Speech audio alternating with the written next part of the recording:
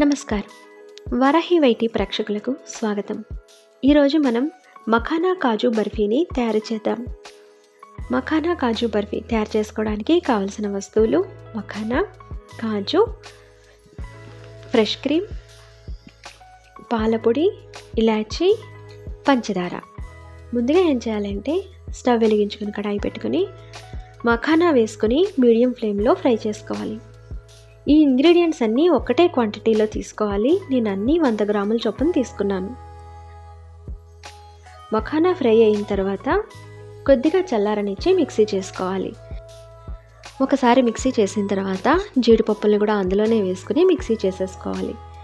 జీడిపప్పుల్ని వేయించాల్సిన అవసరం లేదు, పచ్చిగానే బాగుంటుంది.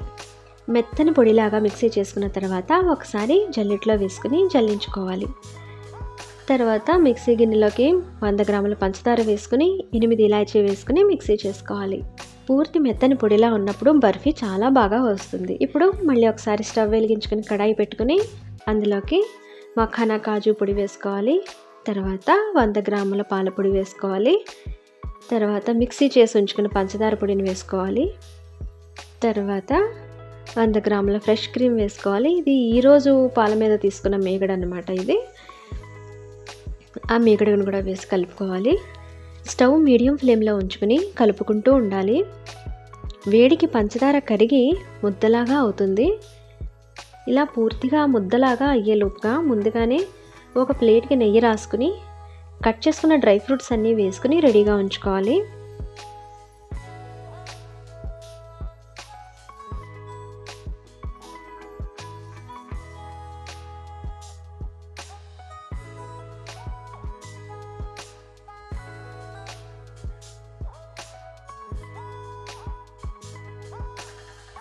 పంచదార కరిగి ఇలా పూర్తిగా ముద్దలాగా అవుతుంది. ఇప్పుడు దీన్ని మనం రెడీ చేసి ఉంచుకున్న ప్లేట్లోకి వేసేసుకోవాలి. వేడి చల్లారకుండా వేడివేడిగా ఉన్నప్పుడే దీన్ని సరిసమానం చేసేసుకోవాలి.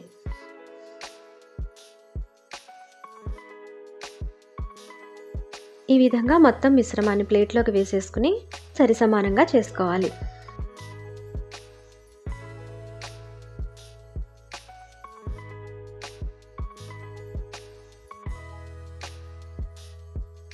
ఇది కొంచెం స్పీడ్గా చేసేసుకోవాలి, చల్లారిపోతే పొడిలాగా అయిపోతుందన్నమాట.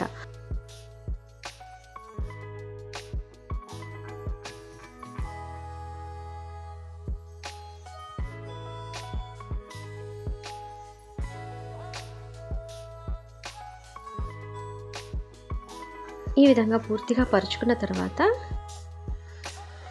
ఒక్కసారి మనం చేతితో నునుపు చేసేసుకోవచ్చు. ఇప్పుడు మనకి లుక్ కూడా చాలా అందంగా కనిపిస్తుంది.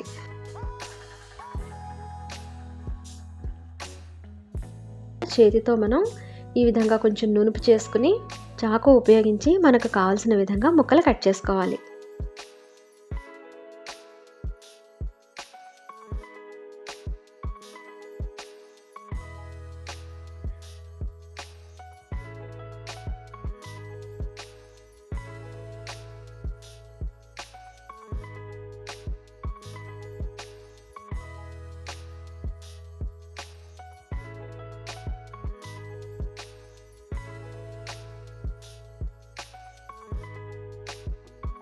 ఈ విధంగా ముక్కల్ని సర్వింగ్ ప్లేట్లోకి తీసుకుందాము.